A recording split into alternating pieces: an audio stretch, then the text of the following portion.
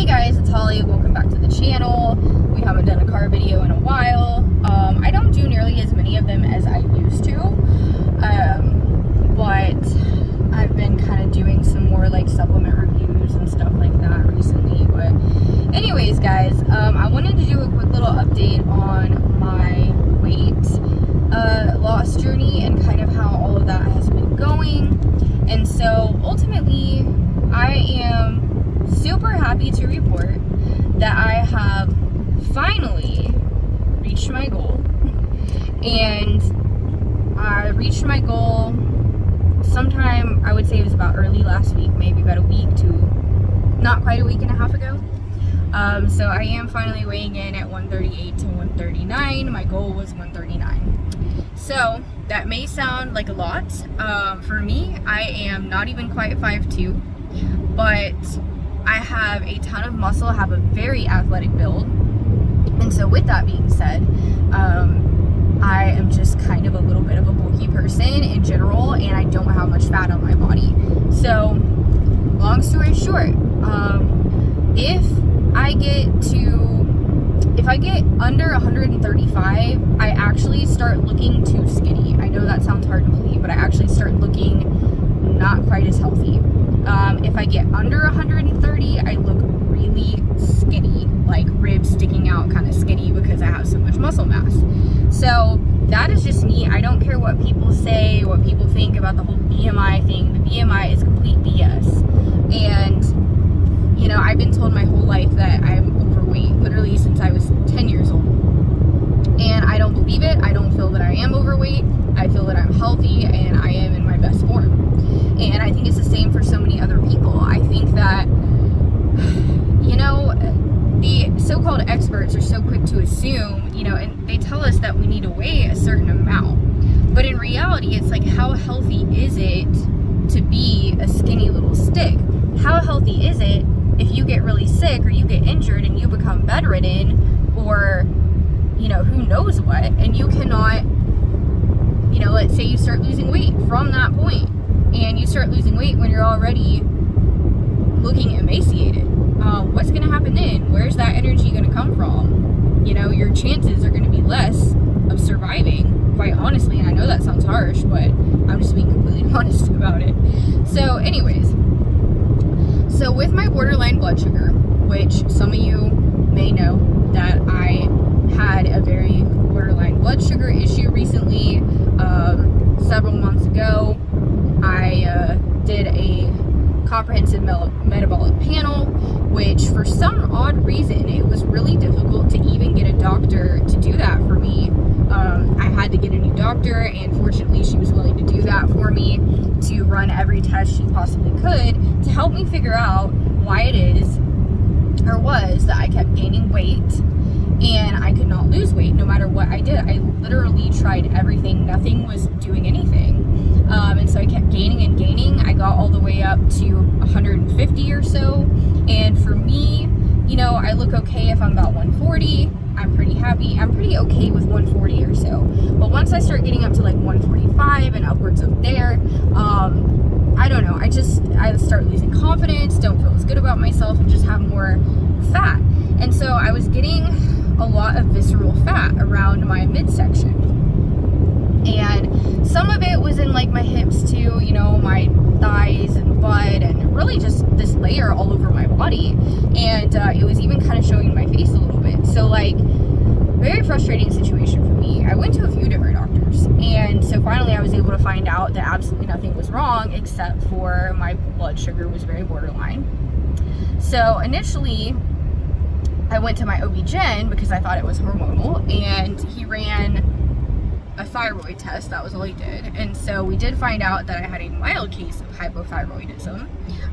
So initially, you know, we were all thinking that that was the problem. But then when I started taking thyroid medication, which I'm no longer on, by the way, I've been able to wean off of it for now.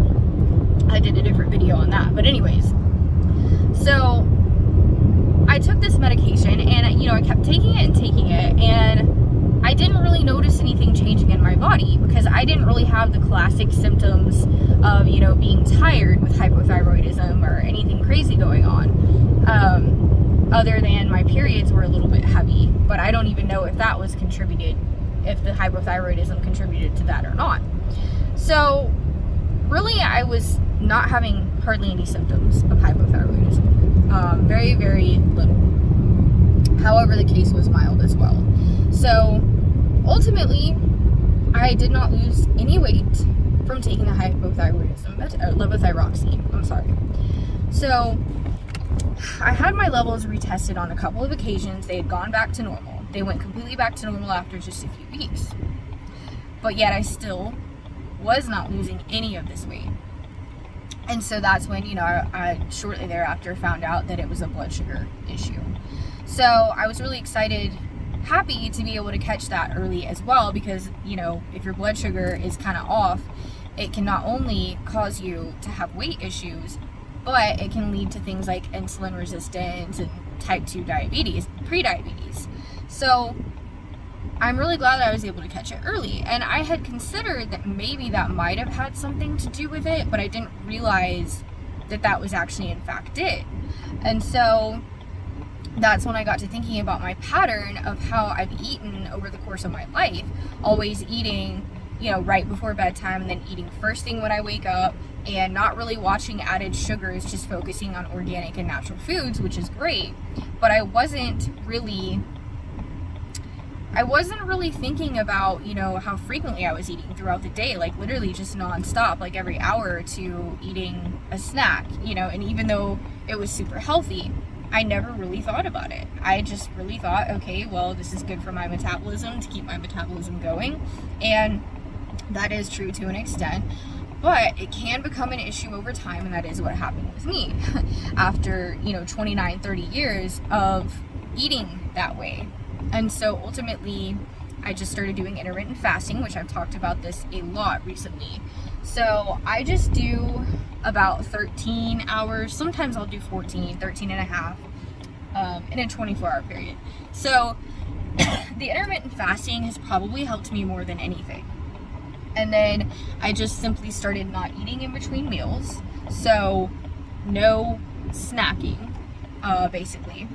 And so basically just 3 to 4 meals a day, but cutting off the window. And it doesn't have to be a specific time. Like, it is your decision how you want to do the time frame. It depends on what time you go to bed. It depends on what time you wake up.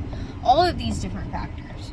And so you do not have to follow the mold. You do not have to be like, okay, well, I am going to, hold on guys.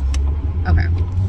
You don't have to follow the mold and be like, okay, well, I have to stop eating at 8 and then eat again at 8 a.m. You don't have to stop at 6 p.m. and then eat again the next day at like 12. Okay, so it's different for everybody. I don't go to bed till pretty late. I don't wake up till pretty late. That's just the way my life is at this point in time. And so that's how I do mine. So with that being said, the intermittent fasting helped me more than anything. Not snacking in between meals and eating a higher protein diet. The low carbs, I really don't support a fully ketogenic diet. I don't support a fully low carb diet.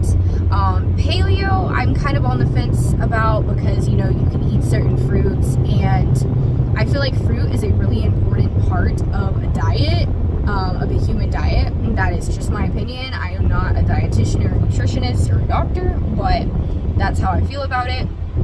And so I do still consume carbohydrates in the form of mostly whole fruits, and as well as, a little bit of whole grains here and there. So I do avoid added sugars. I do avoid anything that is sugary itself, like super sweet. So I watch stuff like that. I really do watch those things, and I think that's so important. And so many people don't think about the little things that you're putting in your body. You may be holding a granola bar and thinking this is really healthy, but it may be loaded down with sugar.